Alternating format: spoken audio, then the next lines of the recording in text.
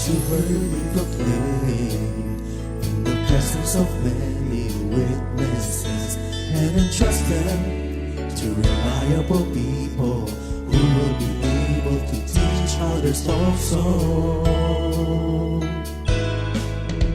Take the teachings you heard me proclaim in the presence of many witnesses, and entrust them to reliable people who will be able to teach others also. Take the teachings you heard me proclaim in the presence of many witnesses, and entrust them to reliable people who will be able to teach others also. Take the teachings you heard me proclaim in the presence of many witnesses, and entrust them to reliable people who will be able to teach others also. Second Timothy 2:2. Hallelujah, 2 Timothy 2:2. Praise the Lord. Second Timothy 2:2. You and me, let us proclaim the gospel. 2 Timothy 2:2. Hallelujah. Second Timothy 2:2. Praise the Lord. 2 Timothy 2:2. You and me, Let us proclaim the gospel of Jesus Christ. Take the teachings you heard me proclaim in the presence of many witnesses, and entrust them to reliable people who will be able to teach others also. take the teachings you heard me proclaim in the presence of many witnesses, and entrust them to reliable people who will be able to teach others also. Second Timothy 2:2. Hallelujah, 2 Timothy 2:2. Praise the Lord. Second Timothy 2:2. You and me, let us proclaim the gospel. 2 Timothy 2:2. Hallelujah. Second Timothy 2:2. Praise the Lord. 2 Timothy 2:2. You and me, Let us proclaim the gospel of Jesus Christ. The harvest is plenty, but the workers are few. As for me and my house, we will serve the Lord. We will serve the Lord.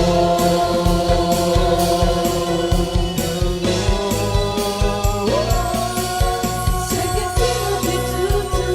Hallelujah. Second Timothy 2:2. Praise the Lord. Second Timothy 2:2.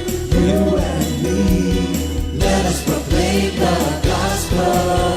2 Timothy 2:2. Hallelujah. 2 Timothy 2:2. Praise the Lord. 2 Timothy 2:2. You and me, Let us proclaim the gospel of Jesus Christ. 2 Timothy 2:2. Hallelujah. 2 Timothy 2:2. Praise the Lord. 2 Timothy 2:2. You and me, let us proclaim the gospel. 2 Timothy 2:2. Hallelujah. 2 Timothy 2:2. Praise the Lord. 2 Timothy 2:2. You and me, let us proclaim, live on this day, delighting the Lord for His goodness. Let us proclaim, live on this day, delighting the Lord for His goodness. Let us proclaim, live on this day, delighting the Lord for His goodness.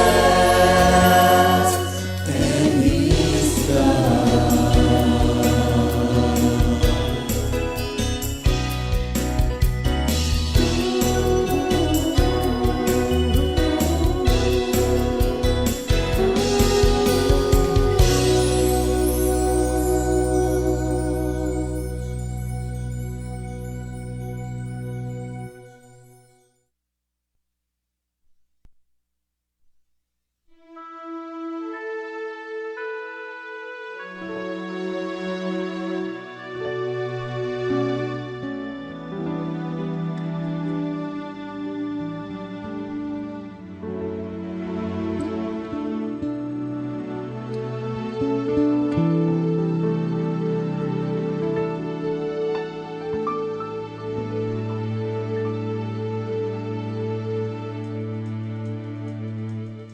Araw-araw magpupuri ako sa'yo. Araw-araw sasambitin ng labi ko. Okay, buti mo sa akin, tanging ikaw ang ligaya ko. Mahal na mahal kita, Panginoon. Bawat saglit, ikaw ang nasa isip ko. Bawat saglit, ikaw ang tibok ng puso ko. Ang pag-ibig mo sa akin ay hindi nagmamaliw. Mahal na mahal kita, Panginoon. Ikaw ang dakilang Diyos na tagapagligtas. Wala kang katulad, nag-iisa kang Diyos magpakailanman. Araw-araw magpupuri ako sa'yo. Araw-araw sasambitin ng labi ko. Okay, buti mo sa akin, tanging ikaw ang ligaya ko. Mahal na mahal kita, Panginoon. Bawat saglit, ikaw ang nasa isip ko. Bawat saglit, ikaw ang tibok ng puso ko. Ang pag-ibig mo sa akin ay hindi nagmamaliw. Mahal na mahal kita, Panginoon. Ikaw ang dakilang Diyos na tagapagligtas. Wala kang katulad, nag-iisa kang Diyos magpakailanman.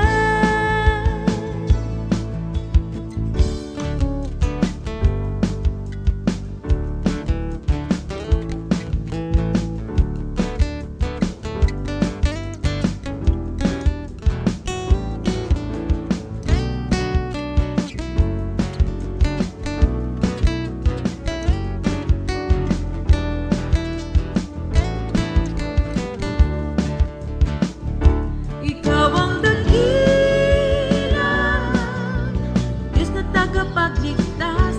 Wala kang katulad, nag-iisa kang Diyos magpakailanman.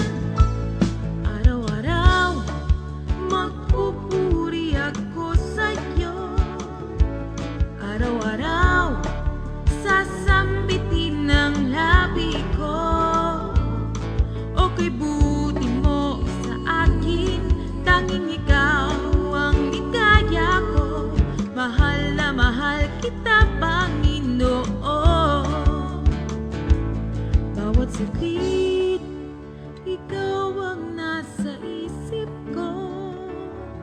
Bawat saglit, ikaw ang tibok ng puso ko. Ang pag-ibig mo sa akin ay hindi nagmamaliw. Mahal na mahal kita, Panginoon.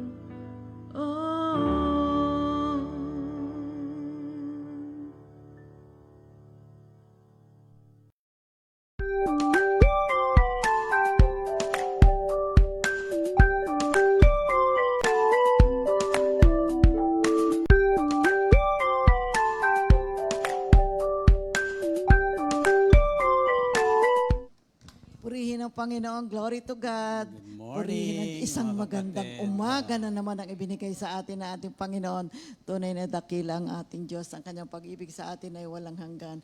Kaya papurit pa sa salamat ang ating ibinibigay muli sa ating Panginoon sa isa na namang araw na kanyang ibinigay sa atin upang tayo po ay mag-aral ng kanyang mga banal na salita. Thank you, God. Thank you, Lord. Thank you, Holy Spirit. Thank you, Lord Jesus. We could never thank you enough. You are so good. You are so wonderful. And your love for us is eternal. Okay. Yeah. Pangunahan tayo ng panalangin muna mga kapatid sa umagang ito. Diyos na banal, Diyos na nakapagbibigay buhay, Diyos na buhay na pinupuri ka namin at dinadakila ang iyong banal na pangalan. Sa umagang ito, Lord, muli, magpapasalamat kami sa pagtatanggap kami ng pagpapalang espiritual na kailangan ng bawat isa. Mangusap pa sa umagang ito at in-invite namin ang banal na espiritu na muli na magbigay sa amin ng kapangyarihan upang maihayag namin ang iyong mabuting balita. Mangusap ka sa amin at matama kami makikinig kasama ang aking mga manggagawa, ang mga lahat na sumusubaybay sa GMJ at lahat ng mga tao na nangangailangan ng iyong banal na salita. Purihin ka, dakilang Diyos namin. In Jesus' name we pray. Amen. Memory verse of the week. Yeah, John 15:16. You did not choose me, but I chose you and appointed you so that you might go and bear fruit that will last, and so that whatever you ask in my name, the Father will give you. Sa Tagalog. Sa Tagalog, hindi kayo ang pumili sa akin, kundi ako ang pumili sa inyo para humayo kayo at mamunga ng mga bungang mananatili. Sa ganon, anuman ang hingin ninyo sa Ama, sa pangalan ko ay ibibigay niya sa inyo. Napakagandang verse, very encouraging. Yes. Whatever you ask the Father in my name, ay ibibigay niya, igagawad niya. So dito makikita natin mga kapatid, napakamabisa, napakamakapangyarihan ang pangalan ng ating Panginoon. Ito po ay isang magandang encouragement natin. Nasa tuwi tayo mananalangin, we end up our prayer in Jesus' name. Amen. Purihin ang Panginoon. Para po sa pagpapatuloy ng ating pag-aaral tungkol sa Kingdom of God at sa kanyang principles, ay ang titulo natin, Sanctification is Living in the Kingdom Principles. At yung Matthew 6:33, But seek first His kingdom and His righteousness, and all these things will give in to you as well. isa na namang napakagandang Bible verse. Seek first the kingdom of God. Lahat tayo may hinahangad. Lahat tayo mayroong nais na maganap sa buhay natin. Narito po ang isa na namang napakagandang salita ng Panginoon. Pag sumakita ninyong hanapin, pag-aralan ang kaharian ng Diyos at ang lahat ng ito, all these things will be given to you as well. Kaya nga itong tinatalakay nating Kingdom of God ay isang central concept in the teachings of Jesus Christ. Pangunahing dahilan o pangunahing tema sa mga turo ni Jesucristo. Ito ay tumutukoy sa paghahari at pamamahala ng Diyos sa langit at sa lupa. Ito ay isang lugar ng kapayapaan, of course, pag-ibig at katarungan, kung saan natutupad ang kalooban ng Diyos at nahahayag ang kanyang kaluwalhatian. Ang kaharian ng Diyos ay isang espiritual na katotohanan na maaari nating maranasan ng sino mang naghahanap nito at may mapagpakumbabang puso at nagsisisi sa kanyang mga nagawang kasalanan. Marami nagsasabi, totoo ba yan? Hindi naman natin nakikita yan eh. Totoo po yan kapatid. Meron po talagang kaharian ng Diyos. Nasa mga mananampalataya at tumanggap sa ating Panginoong Hesukristo, tayo po ngayon ay pinaghaharian ng kaharian ng ating Panginoon. Kaya yung Romans 14:17. Oo, for the kingdom of God is not a matter of eating and drinking, but of righteousness, peace, and joy in the Holy Spirit. Okay. Ito po ang sinasabi ng Romans 14:17. At pagdating sa Matthew 21:43, ang sabi ng ating Panginoon, therefore I tell you, the kingdom of God will be taken away from you and given to a people who will produce its fruit. Yun nga. Kaya So, nga, kailangan maging mabunga oo. tayo. Kaya gaya ng binasa natin sa John 15:16, no? Sinasabi na kailangan nga mamunga tayo, mga kapatid. Dito nga sa kaharian ng Diyos, dapat din mag-produce tayo ng fruit in the kingdom of God. So we can enter into the kingdom of God by accepting Jesus Christ as our Savior and Lord and surrendering our lives to Him, mga kapatid. Sa pamamagitan ng ating pananampalataya sa Kanya and of course sa pagsunod sa Kanyang mga commandments, we can experience the fullness of the kingdom of God and live as citizens of His eternal kingdom, mga kapatid. Okay, sa ating pong pagpapatuloy na pag-aaral natin, ay tatalakayin natin yung Principles 21 to 26, na kung saan ay ito po ay tinatalakay natin ng ilang linggo na at ang reference natin dito ay the 26 Kingdom Principles ni Miles Monroe para po sa inyong pansariling pag-aaral. So yung Principle 21, the principle of provision. Sa kaharian ng ating Panginoon, ang Diyos po ang namamahala sa lahat po ng ating mga pangangailangan. Ang Diyos ang ating provider and He is committed in supplying our needs according to His riches. Nakasulat yan sa Philippians 4:19. And with all His abundant wealth through Christ Jesus, my God will supply all my needs. Napakaganda. Kaya nangusap mo ang Panginoon, do not worry. Sapagkat ang Diyos ay lumikha sa atin, napansin niyo po ng mga kapatid, nung nilikha ng Diyos ang lahat ng bagay, doon sa Genesis, sa creation, bago niya nilikha yung tao, nilikha muna niya yung pangangailangan ng tao para ma-meet ang lahat ng ito. Inihanda na lahat ng ating Panginoon. At yung unang-unang provision na makita natin, yung provision sa Garden of Eden. Sa aklat ng Genesis, makikita natin yung paglikha ng Diyos sa isang napakaganda at kahangahangang mundo. At ito yung the Garden of Eden. Oo. Sa isang lugar na perfectong provision, masasabi natin. Kompleto. Para sa kanyang unang nilalang na si Adan at ang kanyang asawang si Eva. So nilikha ng Diyos ang mga isda, ibon, mga hayop, binigyan ng tao ng kapangyarihan sa lahat ng nilikha. Ibinigay niya sa kanila ang bawat halamanang namumunga ng binhi at bawat punong kahoy na may buto na magbubunga para sa kanilang makakain, mga kapatid. Kaya isipin nyo na lang, no? Yung mga isda, no? Hindi nauubos. Oo nga. Napansin nyo ba yun? Maski ilang Since billion the creation, tayo. no? Marami tayong Hanggang makakain ngayon, ang dami talaga. pinag-aawayan nga nila dun eh. Yung mga isda eh. Hindi nauubos. Magtataka ka nga sa buong mundo. Maski na prutas ng mga Pati ang mga puno, patuloy na namumunga. Hindi lang isang seed ang makikita mo sa isang bunga. Laksang buto. Oo, No? Bumili ka ng atis. Tapos, ang dami ng buto. Itanim mo. Ilang puno yun. At yung isang punong yun, dadami. Ay, talaga naman ang provision ng Panginoon na walang katapusan. Continuous ang pag-supply ng Diyos sa ating mga pangangailangan. Sa Genesis 2:9, pinatubo niya roon ang lahat ng uri ng punong kahoy na magagandang pagmasdan at masasarap ang bunga. Sa gitna ng halamanan ay naroon ang punong kahoy na nagbibigay bunga at gayon din ang punong kahoy na nagbibigay kaalaman tungkol sa mabuti at masama. Amen. You see that God's provision was really perfect for mankind. Oo. Ang galing ng Panginoon, nakahanda na lahat hanggang sa ngayon, mula pa nung creation hanggang sa ngayon. Patuloy po ang pag-supply ng Panginoon sa lahat ng ating pangangailangan. At Kaya, ito ay sapat.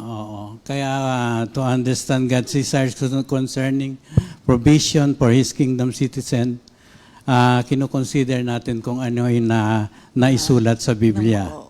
Kinukonsider natin rin lahat yung mga aksyon niya. Yung mga kanyang pagkilos. Sa mga nilalang noong unang panahon. Oo, sa kanyang mga tinawag na mga anak na lalaki at babae. Sa kanyang mga salita na nakapag-i-interact sa atin ngayon at nakakausap natin siya sa pamagitan ng kanyang mga banal na salita. At yung mga paniniwala natin at pagbibigay ng aksyon sa mga kanyang command na may pagsunod at pagpapakumbaba, may mga provision na pagpapala ito, mga kapatid. Kaya God wanted mankind to have a life blessed. with every good provision imaginable, mga kapatid, no? Kaya not only the provision, outstanding, God wanted man to increase what He had been given to him. Kaya kailangan ding mamunga ang mga provision na tatalakayin natin yung mga kapatid mamaya. Okay. Ikalawang example nung makikita nating provision ng Panginoon, yung kay Noah, yung panahon ni Noah, sa panahon ng paghimagsikat at kasalanan sa lupa, pinili ng Diyos si Noah, isang matuwid na tao, upang pangalagaan ang sangkatauhan at ang kaharian ng mga hayop. Ang arko ni Noah ay inutusang itayo at naglaan ng kaligtasan at paglalaan para sa kanya, sa kanyang pamilya, at sa buhay na nilalang. Ngunit nang matapos ang baha, binigyan ng Diyos si Noe ng tagubilin na magriresulta sa muling pagdami ng mga tao dito sa lupa at lahat ng kanyang mga nilalang. Makikita natin yan sa Genesis 8:16 to 17. At yung ikatlo, yung provision naman para sa ating salvation sa pamamagitan ng ating Panginoong Heso Kristo.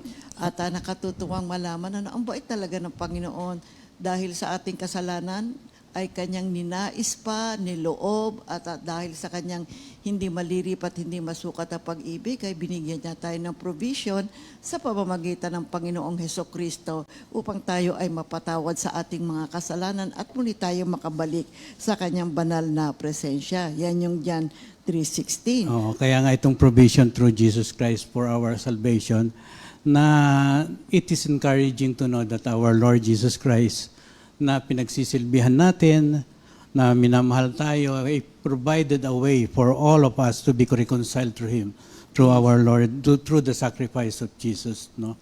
Kaya napakabuti na ang ating buhay ngayon na tinanggap natin ang ating Panginoong Heso Kristo ay laging nakapaglilingkod na may pagpapakumbaba. At ang favor na ito ay binibigay lagi ng ating Panginoon sa atin. Sa John 3:16-17, sapagkat gayon na lamang ang pag-ibig ng Diyos sa sangkatauhan, kaya't ibinigay niya ang kanyang kaisa-isang anak upang ang sino mang sumampalataya sa kanya ay hindi mapahamak, kundi magkaroon ng buhay na walang hanggan. Isinugo ng Diyos ang kanyang anak hindi upang hatulan ng parusang sanlibutan, kundi upang iligtas ito sa pamamagitan niya. Ngunit ang Panginoong Hesukristo ay nangusap din sa John 10:10.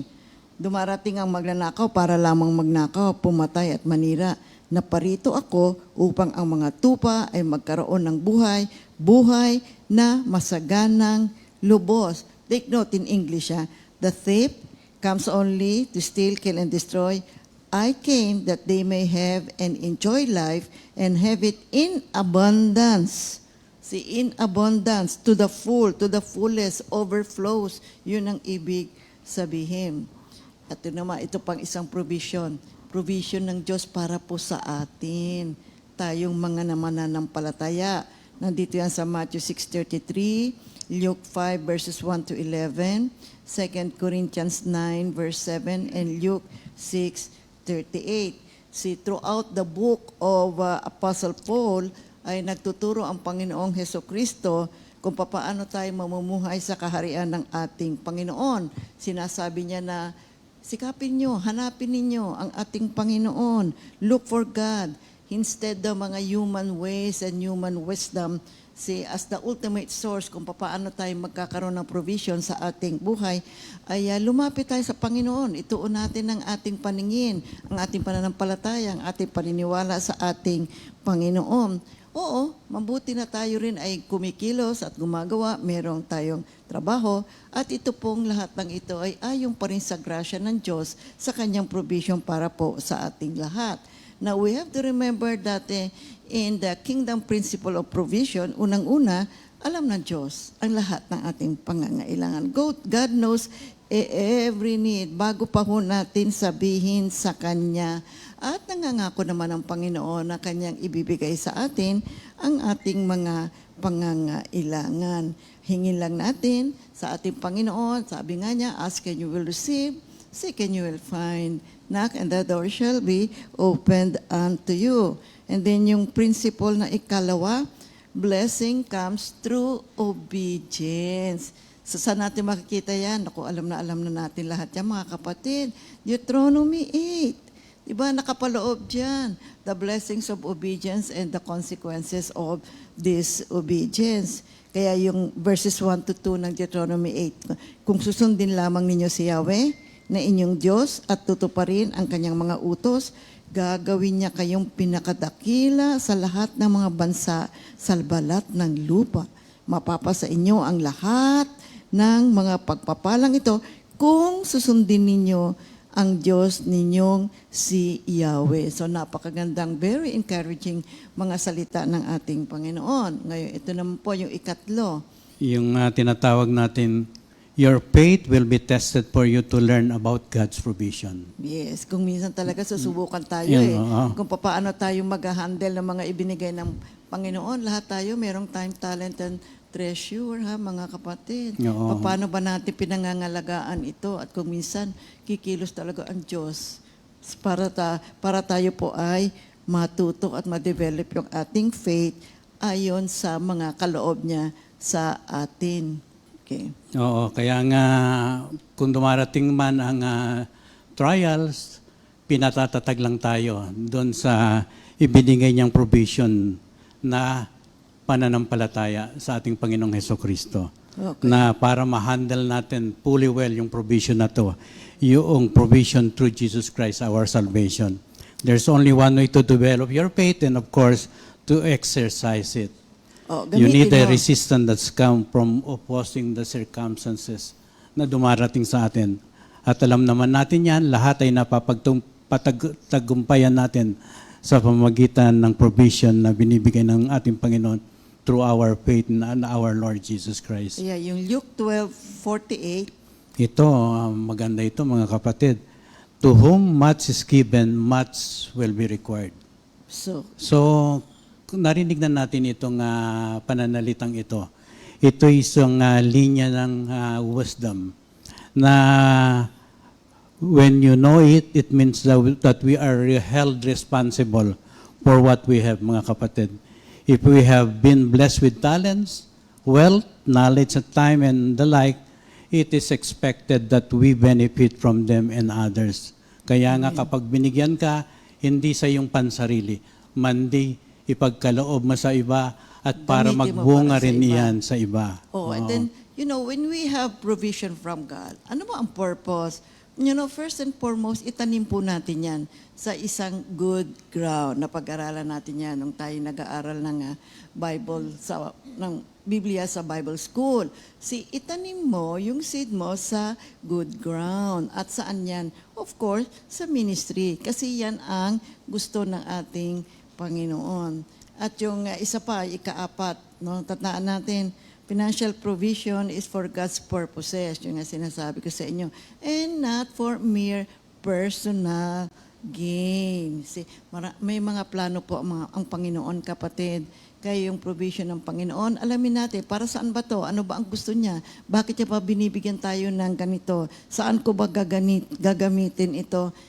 Whatever God gives to us, it must be used to serve the purposes of God. Kasi yung Matthew 25:29, kung tayo po ay magiging mabuting steward, for to everyone who has will be given more, and he will have an abundance. But from the one who has not, even what he has will be taken away. So ikalima naman, tandaan natin. That God's provision does not come according to human reasoning. Oo, mga marami kapatid. tayong marami tayong mga reasoning Kung minsan kung ano iniisip natin tungkol sa mga pangangailangan natin, tungkol sa provision na mula sa ating Panginoon. So, ang provision na ito ay hindi na ayon sa sarili nating pangangatwiran, mga kapatid. Kapag kontrolado ka na yung pag-iisip at o nakokontrol ka ng pag-iisip ng ibang tao at makamundong karunungan, nalilimutan natin ang Panginoon. Amen. At ibinubukod natin siya sapagkat ang akala natin, natatanggap natin itong mga pagpapalang na ito sa sarili nating control, sa sarili nating pag-iisip, sa sarili nating karunungan. Pero kakaiba ang Diyos. gumagawa siya ng maraan na hindi minsan natin na inaasahan. Subalit kapanabik kapag nakita natin na kumikilos ang Diyos, na nagiging komportable upang matanggap natin itong mga provision na ito. Kailangan lang maniwala tayo, pagkatiwalaan natin, sapagkat ang buhay na ito ay hindi lamang dito sa buhay na ito, mandi may buhay pa tayong hinaharap sa ating Buhay. living Sa buhay. hope na sinasabi. Okay. Kaya sometimes we reason out, kung merong Diyos, kung mabait ang Diyos, bakit marami ang mahirap? Bakit naman meron sobrang yaman? So, minsan di natin maunawaan, pero ito po mga kapatid, magtiwala tayo sa ating Panginoon. Lalong-lalo na tayong mga naririto na sa kaharian ng ating Panginoon. Ha? The Lord will surely provide for our needs. Kasi pangako po niya, salita po niya yan eh. When you seek the kingdom of God and His righteousness, all these things shall be added unto you. Ika-anim po, tandaan natin. Provision comes by putting God first. And God must come first in your finances. Ito madalas natin banggitin sa Malakay 3:10 nga, no? So, there is no other way to flow in God's provision. But, unahin muna natin siya. Sabi nga natin, maski may utang ka nga di ba? At nahihirapan ka na pag i-arrange yung mga financial bayarin mo, inuuna natin ang Diyos. Ibigay muna natin ang ating tithes and of course, and all the other things will be done in accordance to the will or to the provision na ibibigay sa atin ng ating Panginoon.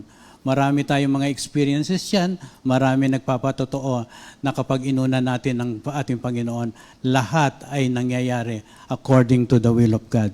Kaya yung divine principle na involved dito, God's house first. If you put God's kingdom and His concerns first in your life, everything else will fall into its proper places. Proper places. O ikapitong tandaan natin mga kapatid. Prosperity means having the ability to fulfill God's destiny for your life and to bless other people also. Yan po ay ginagawad ng Panginoon para po mapulpil ang kalooban ng Diyos sa buhay natin. Ang bawat isa sa atin ay mayroong plano ang ating Panginoon at ang kanyang provision para sa atin ay upang maganap ang kanyang plano para po sa ating lahat. At patatagpuan natin yan dito sa 2 Corinthians 9:6-11. Basahin ka? Sige. Oo. 2 Corinthians 9:6-11. Ito ang ibig kong sabihin.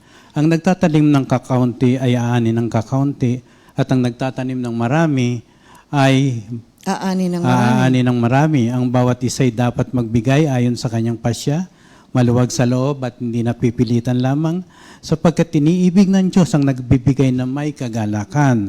Magagawa ng Diyos ang pasaganahin kayo sa lahat ng bagay at higit pa sa inyong pangangailangan upang sumagana kayo Para sa mabuting gawa. Tulad ng nasusulat, siya yung masaganang nagbibigay sa mga dukha, ang kanyang kabutihan ay walang hanggan.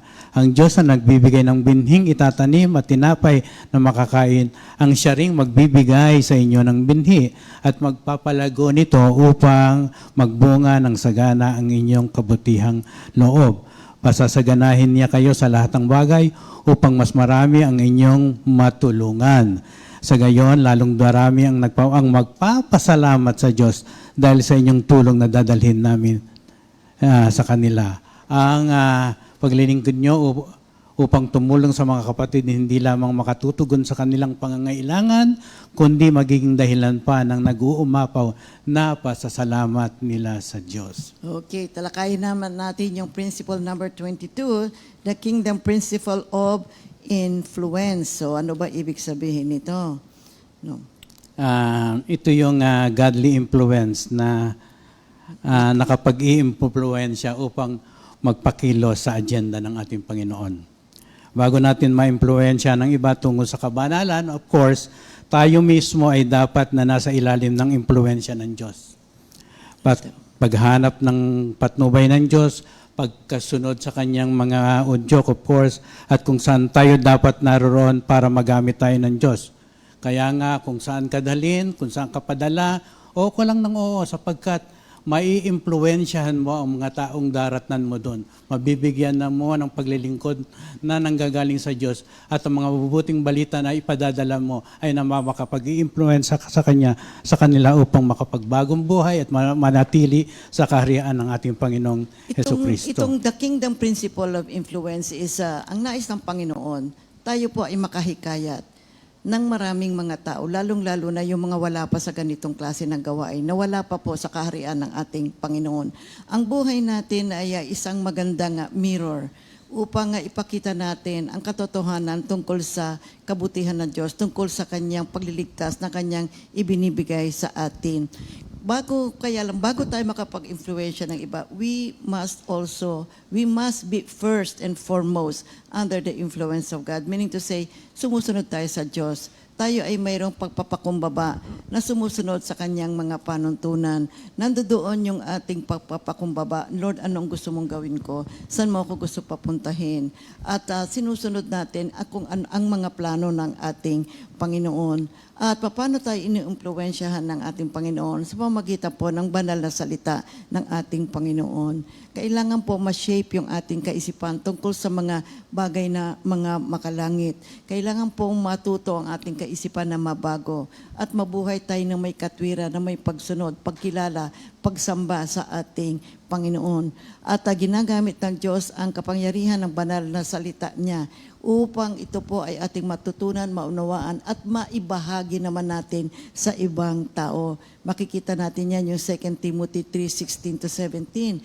Alam naman nating lahat yan na ang salita ng Diyos ay gabay natin sa ating buhay. See, all Scripture is breathed out by God and profitable for teaching, for reproof, for correction, for training in righteousness, so that the man of God may be complete, equipped for every good work. So, ano ang sinasabi ng Biblia sa pagiging influencer? Proverbs 13:20.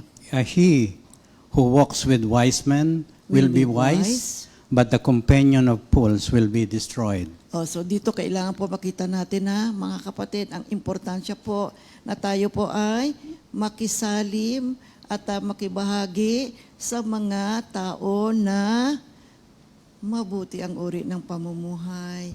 Sinasabi kasi that bad company causes corruption.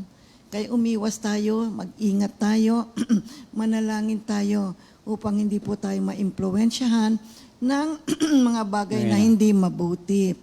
So unang-una tandaan natin, we Christians, we are called to be the salt and light. Okay. Sa Matthew 5:13-16, you are the salt of the earth, but if salt has lost its taste, how shall its saltiness be restored?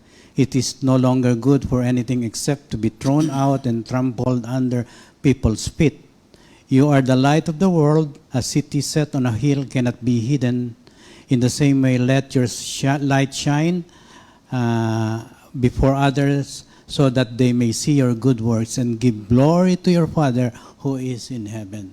Okay. So, nakapag-i-influence tayo being the salt and light at nabanggit ito sa Matthew 5:13-16. Kaya nga dito rin sa 1 Corinthians 15:33, sinasabi ni Paul, do not be misled, bad company corrupts good character. If he is right, then the opposite should be also true.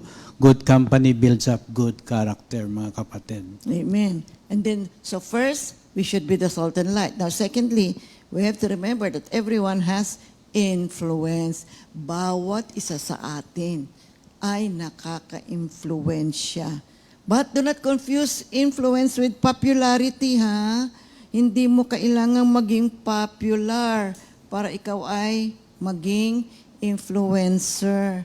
Kailangan po ang buhay natin must be impactful. Meron po tayong kakayahan na maibahagi natin ang salita ng Diyos sa pamamagitan ng uri ng ating pamumuhay. We all influence someone. We just don't realize it. At ang nais ng Panginoon, at kapag tayo naka-influensya, ay makatulong tayo sa ating kapwa. Na sila ay magkaroon ng pagkilala sa Diyos. Malaman nila ang tungkol sa Diyos. at magkaroon sila ng bagong buhay. Maranasan nila ang kabutihan ng Diyos, maranasan nila ang pagliligtas ng ating Panginoon. Ito pong lahat ng ito ay inaasahan sa atin ng ating Panginoon. Mayroong Diyos talaga. Kaya ang nais niya tayo ngayon, ang gagamitin niya upang magkaroon tayo ng liwanag, magbigay tayo ng liwanag sa ating kapaligiran. You know, Christians makes a difference. Iba na ho kasi ang uri ng buhay natin. So therefore, it is important na i-remind natin yung ating sarili na dapat tayo maging influencer. Yan po mga kapatid, makikita natin si Daniel, si Esther, si Joseph. But there are times, dumaan sila sa mahihirap na bahagi ng kanilang buhay. But then, they are strong influencers sa mga taong nakapaligid sa kanila. Kaya ano ba ginagawa natin mga kapatid? Are we idle or are we busy sharing the Word of God? So ano ibig sabihin ng kingdom influencer?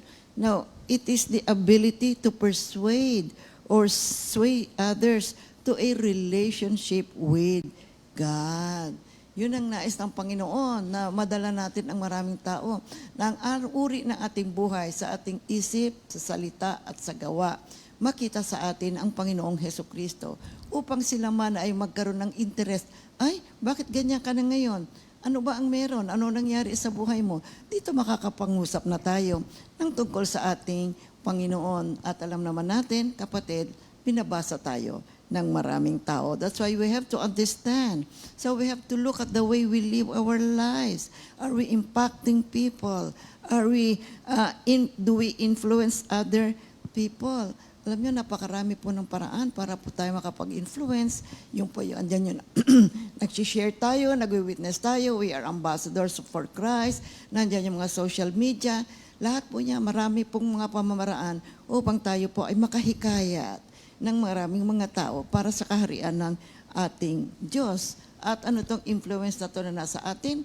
Na merong Diyos. Na si Jesucristo ay nasa atin. Na ang kanyang kapangyarihan ay totoo. Meron talagang Diyos. Meron talagang kumikilos. At ang Diyos ay nagbibigay ng milagro o kumikilos. At nagbibigay ng milagro sa atin. Nagpapakita ng mga mahimalang pagkilos.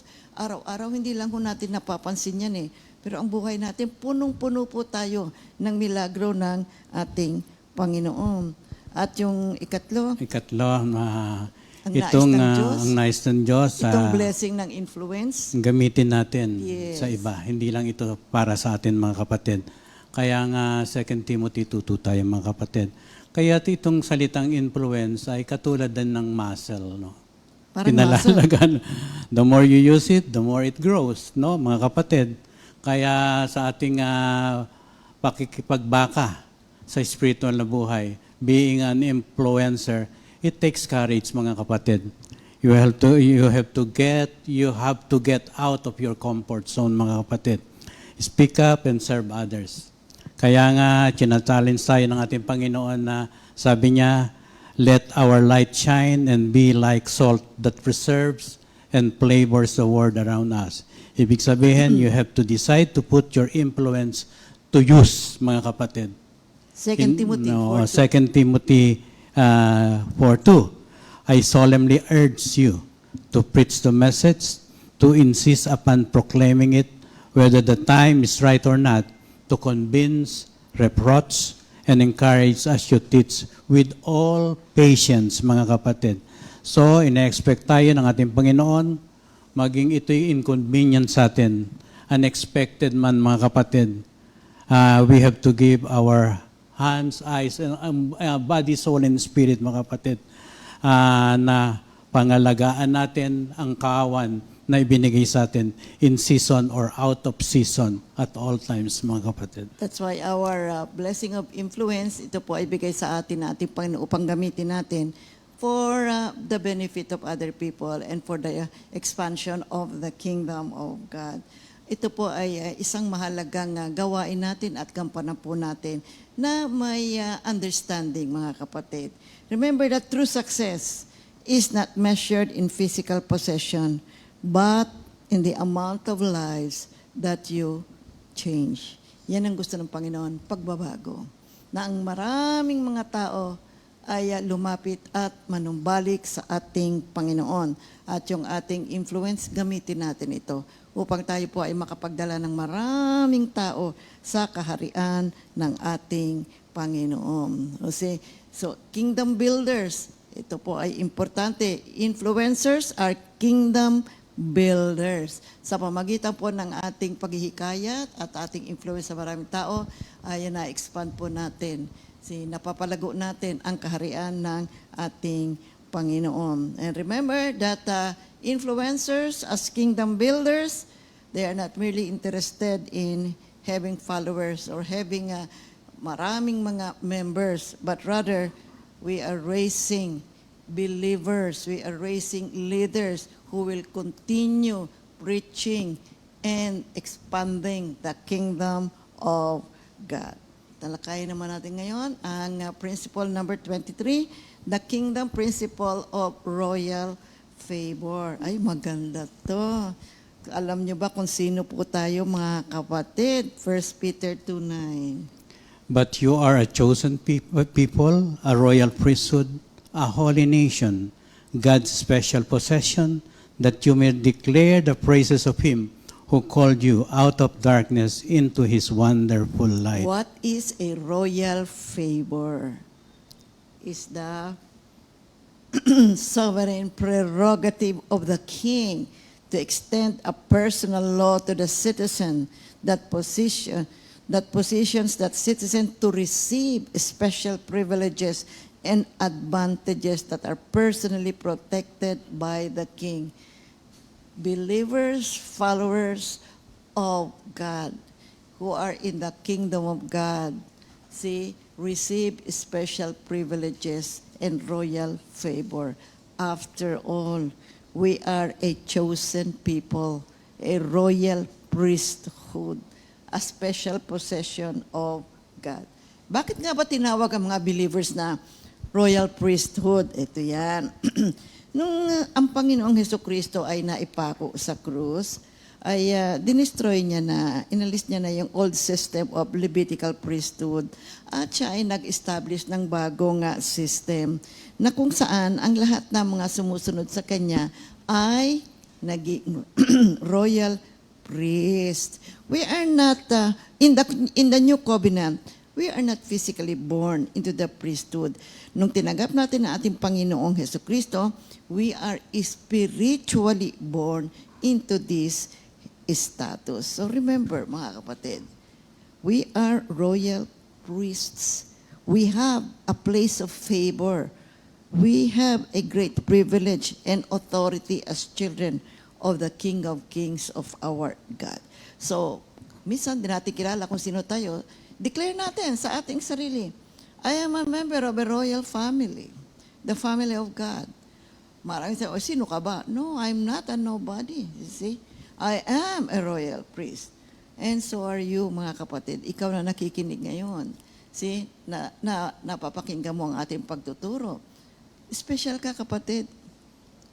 You are a royal priesthood. Meron kang royal favor na natatanggap mula sa ating Panginoon. Oo. Kaya iyan ay ingatan natin, mga kapatid, sa pamamagitan ng isang uri na nakapagbibigay kaluguran sa ating Panginoon. We have been given, mga kapatid, authority by God to establish His kingdom, to make disciples and to do God's work as His representatives here on earth, mga Here kapatid. on earth. Kaya the same is true for all those we train.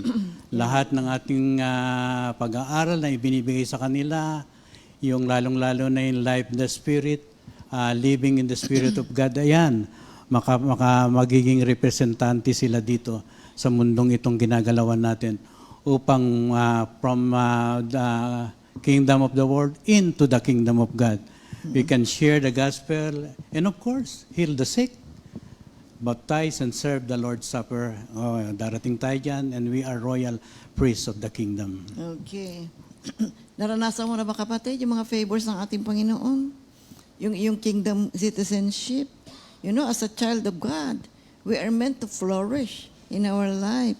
We have limitless blessings. We have royal favor provisions. They are all ours. So, ingatan natin yung uri ng buhay natin. See, ingatan natin ha, itong ibinigay na biyaya na ito sa ating Panginoon.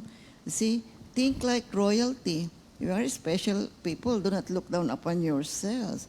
So live as heavenly ambassadors of God here on earth because, God is so good. God has given us boundless blessings. See, talakayin naman natin yung principle number 24, the kingdom principle of decree. Ano ba ibig sabihin nito? The decrees of God are declarations or pronouncement that He has made in working out His plans in the various ages of the world. Ito yung mga utos ng ating Panginoon. Ito yung kanyang mga sinasabi. Ito yung kanyang mga panuntunan. Ito yung kanyang mga binabanggit. You see, what is the meaning of a decree? An authoritative order having the force of law. Ang hari, kapag nangusap, yung po ay law. Yun ay decree. Kaya ang Diyos ay nangusap. Yan ngayon, inaalam natin, pinag-aaralan natin, dapat ipamuhay natin, maintindihan natin para makapamuhay tayo ng maayos dito sa kaharian ng Diyos and thereby tayo po ay maging maayos yung ating sanctification process. At yung decree, yung mga sinasabi ng Panginoon na lumalabas mula sa kanyang labi, ay it extends to all things. At kung ano ang sinabi ng hari, ay ito po ay cannot be undone. Hindi na po ito pwedeng bawiin. Ayun yung example dito kay Daniel. Nang si Daniel ay inilagay sa lion's den, kasi itong si Daniel nahuli na laging nagdadasal sa ating Panginoon. Violation yun sa king's decree. So, kapag inisyo kasi ng hari, hindi na pwedeng bawiin. So, the king's word is law. So, once a king issues a decree, it cannot be changed. So, ang nangyari, di ba, napunta ngayon si Daniel sa lion's den. Nalungkot yung hari. Kasi hindi na niya pwedeng bawiin yung kanyang sinabi. Kaya the decrees of God, the King of heaven, the King of the kingdom, is just as permanent. Yung Matthew 24:35, the grass withers and the flowers fall, but the word of our God stands forever. Narito rin yan sa Isaiah 40 verse 8. So may isang example pa na nag-decree ang ating Panginoon, yung Mark 11:23. I assure you that whoever tells this hill to get up and throw itself in the sea and does not doubt in his heart, but believes that what he says will happen, it will be done for him. For this reason I tell you, when you pray and ask for something, believe that you have received it, and you will be given whatever you ask for. See, dito po may importanteng bahagi dito. See, na kapag ating pinaniwalaan kung ano ang ating sinabi, ito po ay magaganap. Kaya kung tayo po ay may sapat na pananampalataya, malalim na pananampalataya, nandoon talaga yung pagtitiwala natin sa ating Panginoon. At kung ano po yung ating sinasabi ayon sa ating pananampalataya, ito po ay magaganap. Sabi nga nung verse na binasa natin, whoever says and does not doubt in his heart, but believes it will come to pass, he will have whatever he says. So, alam mo yung mga hari nung araw, kapag sila ay gumawa ng decree, isinusulat yun. Bakit kailangan at importanteng isulat yun? Kasi para po magkaroon ng force, magkaroon ng tibay, yung kanyang sinasabi o yung kanyang inuutos. At hindi lang yun. Sa pag-aaral po ng the kingdom principle of decree, we have to remember that our words are important. Our words matter. Sapagkat yung ating mga salita, James 3 verses 1 to 12, it has the power, of decree. Because Jesus has delegated this authority to us. Binigyan po tayo ng authority ng ating Panginoon. Kaya yung James 3, 9 to 10, yung ating mahalaga po ito. Paalala po para sa ating lahat. We use it to give thanks to our God and Father, and also to curse other people who are created in the likeness of God.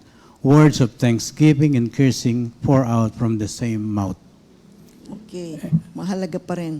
Matthew 12:37. That's why our words are very important. Mag-iingat po tayo sa mga lumalabas po sa ating labi. Matthew 12:37 says, your No. words Will be used to judge you, to declare you either innocent or guilty. Kaya nga, your words, yung mga salita natin, will be used for or against us on the judgment day. Look at Ezekiel. You remember the book of Ezekiel nung nandoon siya sa the valley of the dry bones? Alam nyo, nag-decree siya doon utos ng ating Panginoon. At sinabi ng Panginoon kay Ezekiel, Ezekiel, mag-prophesy ka nga dito sa mga bones. And then, so, narinig ni Ezekiel, and then, nag-declare siya sa Ezekiel 37. 37:3:10. God instructed Ezekiel. He said to me, mortal man, can these bones come back to life? I replied, Sovereign Lord, only you can answer that. He said, prophesy to the bones. Tell these dry bones to listen to the word of the Lord. Tell them that I, the Sovereign Lord, am saying to them, I am going to put breath into you and bring you back to life. I will give you sinus and muscles and cover you with skin. I will put breath into you and bring you back to life. Then you will know that I am the Lord. So I prophesied as I had been told. While I was speaking, I heard a rattling noise, and the bones again to join together. While I watched, the bones were covered with sinews and muscles, and then with the skin, but there was no breath in the bodies. God said to me, mortal man, prophesy to the wind. Tell the wind that the sovereign Lord commands it to come from every direction, to breathe into these dead bodies, and to bring them back to life. So I prophesied as I had been told. Breath entered the bodies, and they came to life, and it stood up. There were enough of them to form an army. Ang ganda. Nakita nyo ba? The Lord gave a decree. Sabi niya kay Ezekiel, Ezekiel, sabihin mo ito. So dineclare ni Ezekiel, there is so much power in the decree of the Lord. Kaya ang nangyari, yung the valley of the dry bones, ano nangyari? Nabuo. Oh my God, there is so much power in the word of the Lord. Breath entered the bodies, and they came to life and stood up. And there were enough of them to form an army. So nakita po natin sa kaharian ng Diyos, ang Diyos ang hari. At kung ano ang kanyang salita, at kung ano ang kanyang dinikri, ay dapat na maganap. Na yun yung pinag-aaralan ngayon natin ng mga precepts, mga laws, mga principles. At ito po ay gabay natin sa ating buhay na mabuti nating intindihin, unawain, at higit sa lahat, ipamuhay natin. Sapagkat ang sabi nga ng salita sa Biblia, see heaven and earth, flowers will fade, but the word of God will never be gone. O hindi po mawawala. Ito po ay makapangyarihan. At kung tayo rin ay mangungusap, so sinasabi sa atin, tinuturuan din tayo. Mag-ingat tayo sapagkat yung ating salita ay mayroong kapangyarihan. At ang kapangyarihan niyan ay nagmumula sa ating Panginoon. So decrees must be spoken and even written in the name and authority of our Lord Jesus Christ. Ephesians 1:23, Luke 9 verses 1 to 2, and Acts 1:8. Kasi dito Isaiah 46:9-10, si Isaiah, meron siyang sinabi, for I am God and there is no other. I am God and there is no one like me, declaring the end from the beginning and from ancient times, things not yet done, saying, my purpose shall stand and I will fulfill my intention. So ito po ay nasusulat. Mga kapatid, na kapag binanggit, sinabi ng ating Panginoon, it will stand. Sa Daniel 4:35, naisulat din, and he does what he wills with the host of heaven and the inhabitants of the earth. There's no one who can stay his hand or say to him, what are you doing? Okay. Ano pa, mga kapatid? Yung mga decrees, mga kapatid, it demonstrates God's kingdom rule and dominion. Sapagkat ang hari ang siyang nangungusap, ito po ay nangangahulugan ng kapangyarihan na nagmumula sa hari. Kaya ito po ay mahalaga, intindihin natin, alamin natin. Ito po ay karapatan ng hari na mangusap sa kanyang mga citizens, sa kanyang mga subjects, sa kanyang mga nasasakupan. Alam niyo, may example dito na kung saan nag-decree ang ating Panginoon. Ito unang-una, the stability of the universe. You remember that the universe, it was created. At ang lahat ay nasa kaayusan because God made a decree. Mayroong rule ang Panginoon. Sabi niya, dyan lang kayo, kayong mga planeta, dito lang kayo. Kaya naayos po lahat yun. It is all because of God's law. It is all because of God's proclamation. Wala akong gumagalaw dyan sa mga planetang yan.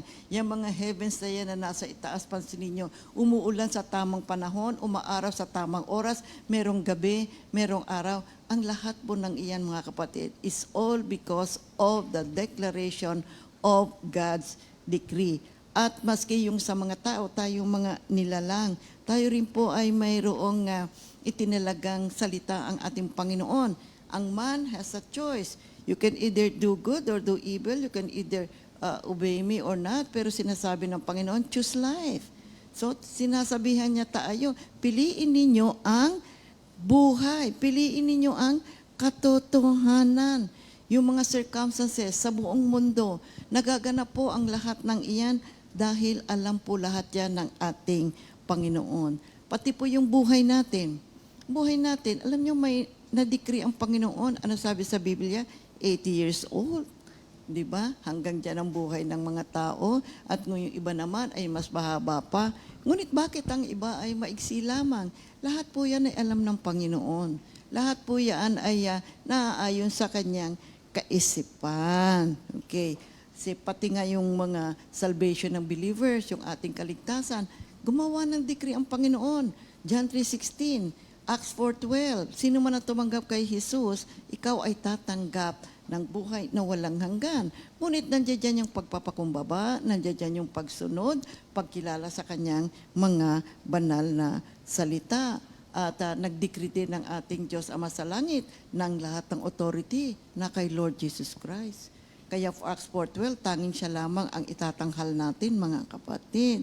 So, there are certain benefits kung bakit kailangan pahalagahan natin itong mga salita ng ating Panginoon. Kapag alam natin ang salita ng Diyos, alam nyo, we become humble. Wala naman tayong magagawa. Sinabi niya bilang hari ng ating buhay, mabuting ating sundin. It gives us a warning. Instill sa humility sapagkat makapangyarihan siya. Sapagkat ang kapangyarihan niya ay we gain confidence na ang Diyos nating pinaglilingkuran ay buhay at makapangyarihan at makagagawa ng anumang nais niya. Kaya it gives us a warning. And the fact that God's declarations will come to pass, siniserve ito sa mga unbelievers na hindi pa naniniwala that there will be a judgment day for their sin. And of course, sa ating mananampalataya, it gives us a living hope. Yan ay binabanggit sa 1 Peter 1 na pinag-aralan natin.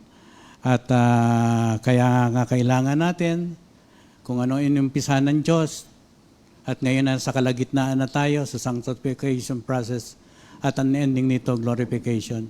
We give emphasis doon sa gitna. The beginning, the end, but we give emphasis sa gitna sapagkat ang gitna ang pinakamahalaga. Mahalaga yan. Kaya pinag-aralan din natin sa Colossians 3, no? 3:1-4. Yan, mga kapatid. Talakay naman natin yung principle number 25, the kingdom principle of reputation. Mahalaga po ang reputation ng hari. Sapagkat siya po ang nagahari, meron siyang domain, meron siyang dominion doon sa kanyang pinagaharian.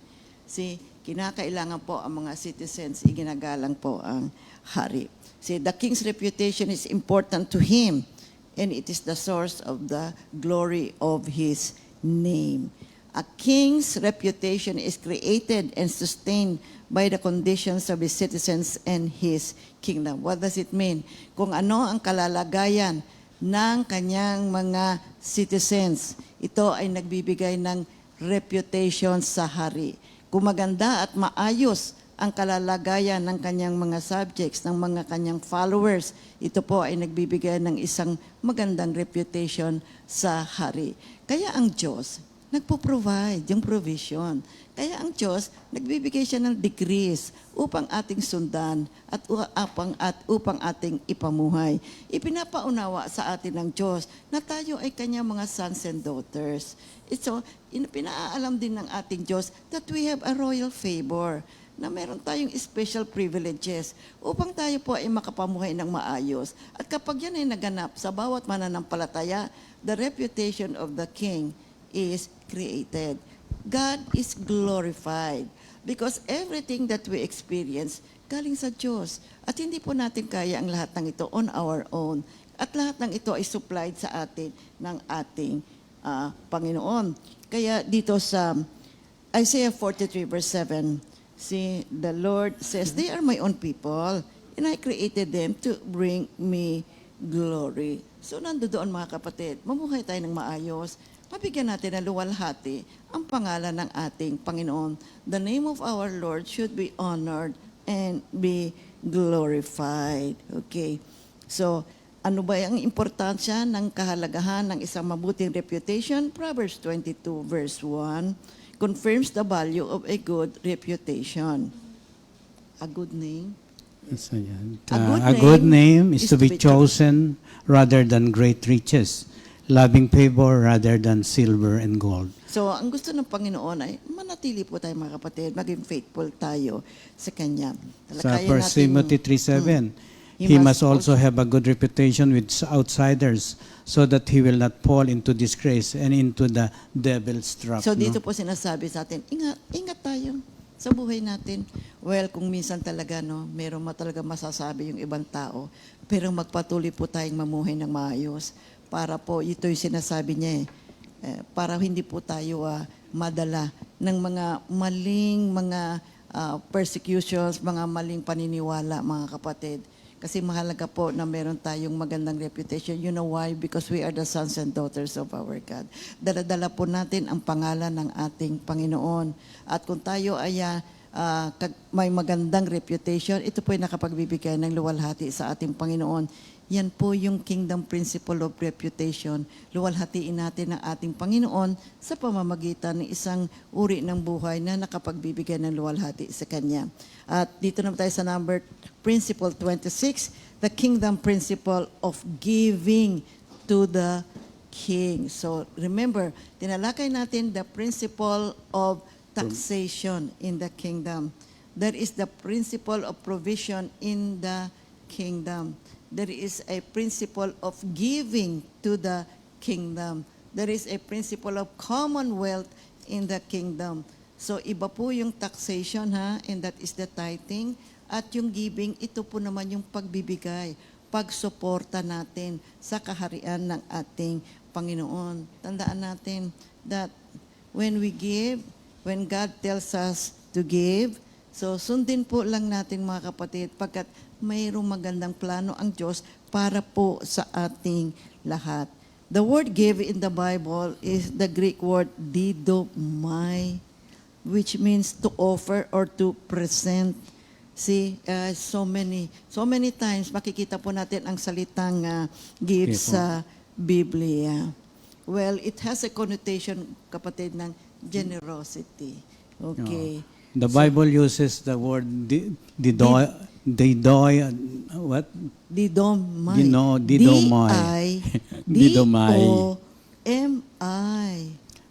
It describes situations wherein people generously give even when it costs them dearly, mga kapatid. Oo. Ito po whether it's manifestation of God's character or the godliness of His people. Didomai is about offering a valuable gift to others, mga kapatid. Kaya nga, what is giving according to the Bible? God is a giver. He gives because it is His nature. Kingdom citizens, we give because we are like Him, created in His image and likeness, and because giving is a proper way to honor a king. Amen. And of course, giving requires a response from the king. Ganda ito. When 1 King 10, 1 to 13, tama ba ito? Yes, when you give to a king, ito ay patungkol doon sa bigay ng reyna ni Queen Sheba. When you give to a king, he is obligated not only to respond to your gift, but also to exceed it. See, nung si Queen Sheba, binisita niya si King Solomon ng Israel, nagbigay siya ng mga gifts, spices, gold, precious stones, lahat ng yan ay maganda, kinatuwa ng hari. Pero nagulat si Queen Sheba doon sa kanyang pagbibigay. So, napakamarangya ang kanyang ibinigay kay Solomon. Pero, ang ibinalik sa kanya ni Solomon, higit pa sa kanyang ibinigay. At alam nyo, sa isa sa kanyang natagpuan at natanggap, ang wisdom na galing kay Solomon. Narinig niya kasi, ibang klase itong taong ito, kaya nagbiyahe siya ng malayo para mapatunayan niya sa kanyang sarili. Totoo ba itong balita tungkol sa kanya? At kanyang natagpuan ang katotohanan. At siya ay nagbigay sa hari. At higit pa sa kanyang ibinigay, ang ibinalik naman sa kanya. Now, ganyan din sa ating Panginoon, mga kapatid. You see, the same with our Lord. We cannot outgive God. Kaya yung Luke 6:38, give, and it shall be given unto you. Good measure, pressed down, and shaken together, and running over, shall men give into your bosom. For with the same measure that you met withal, it shall be measured to you again. Glory to God. So, wala pong nawawalan sa pagbibigay. You know, there is more happiness in giving than in receiving. Magtaka ka nga, mga kapatid, yung philanthropist, di ba yung mga philanthropist mapagbigay? And they gave really large amount of blessings or finances o mga tulong. Pero wala pa ako nabalitaan yata naghirap na philanthropist. So the more they give, the more naman dumarami yung kanilang mga blessing upang ibahagi sa maraming tao. Well, napakagandang example. Ganon din ng ating Panginoon. Kapag tayo po ay nagbigay, tayo rin ay kanyang bibigyan higit pa sa ating inaakala. So kapag tayo po ay nagbigay, so magbigay tayo cheerfully we are grateful. Ito po ay showmanship na tayo po ay grateful sa lahat na natanggap natin mula sa ating Panginoon. At ikalawa, ibig sabihin kapag tayo nagbigay, we are being good stewards to what God has entrusted to us. And then ikatlo, kapag binigyan tayo ng pag nagbigay tayo sa ating Panginoon, you see, sa ministry, we are putting others first sapagkat gagamitin yan para sa extension of the kingdom of God. Para po sa maraming mga tao, para ipahayag pa, patuloy pang ipahayag ang magandang balita ng ating Panginoon. At ang pagbibigay natin sa hari o sa ministry, ito po ay witness, pagpapakilala ng ating faithfulness sa ating Panginoon. By meeting the needs of other people, by meeting the needs of the ministry, we are demonstrating God's love to everyone. At hindi lang yan, when we give to the King, we are living Christ-like. Ano ibig sabihin? Nagbigay ang Diyos. Namatay si Jesus. Nagbigay siya sa atin. Una siyang nagbigay. Kung kaya tayo ay may bagong buhay ngayon na tinatamasa natin. At tinatamasa natin ang dakilang pag-ibig ng Diyos, boundless blessing. So, ang pagbibigay po is an integral part ng ating buhay na Kristiyano. And God wants us to take this seriously.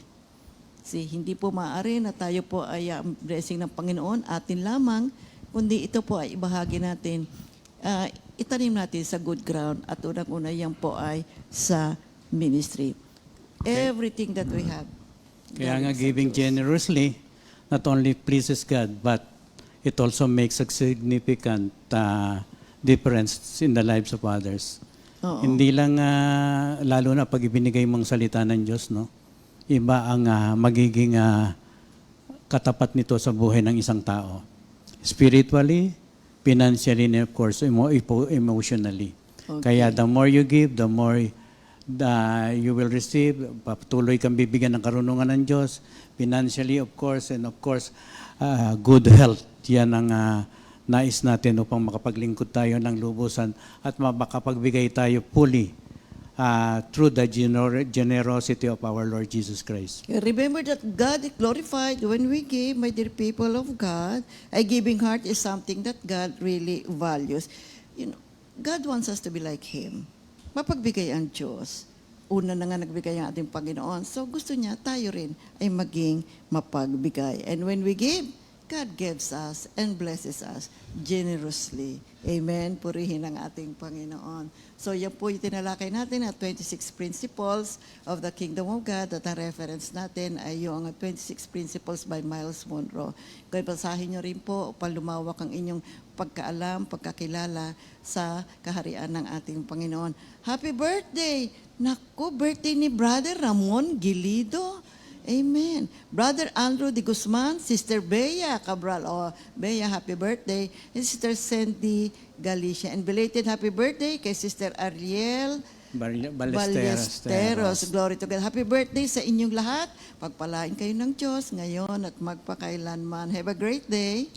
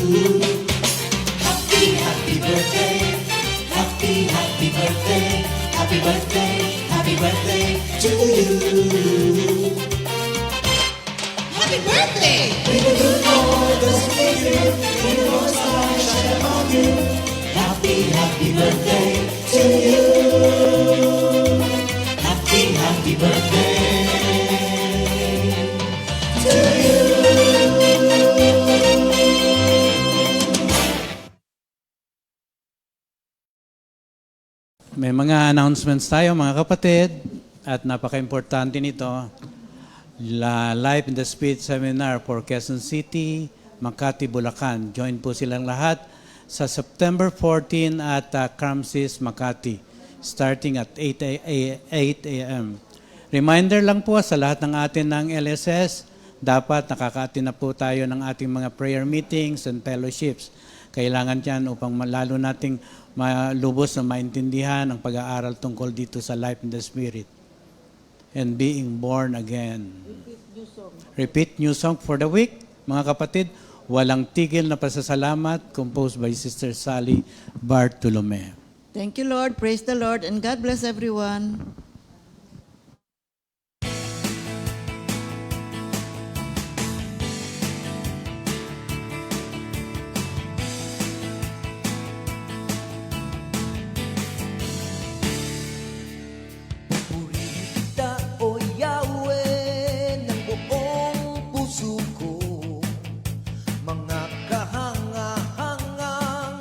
Ginawa mo'y ihahayag ko dahil sa'yo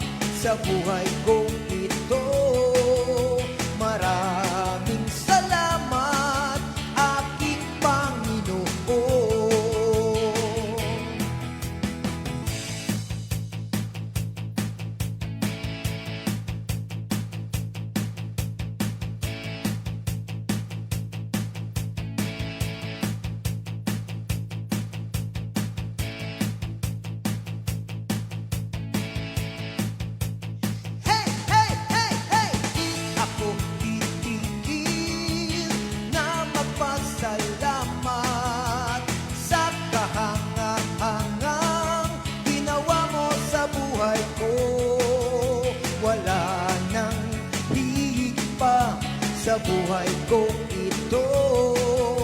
Maraming salamat, aking Panginoon. Hey, hey, hey, hey! Di ako titigil na magpasalamat sa kahangahangang ginawa mo sa buhay ko. Wala nang higit pa sa buhay kong ito. Maraming salamat, maraming salamat, maraming salamat, aking Panginoon.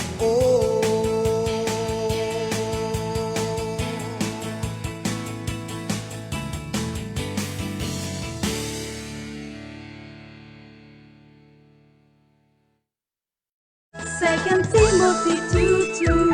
Hallelujah. Second Timothy 2:2. Praise the Lord. Second Timothy 2:2. You and me, let us proclaim the gospel. Second Timothy 2:2. Hallelujah. Second Timothy 2:2. Praise the Lord. Second Timothy 2:2. You and me, let us proclaim the gospel.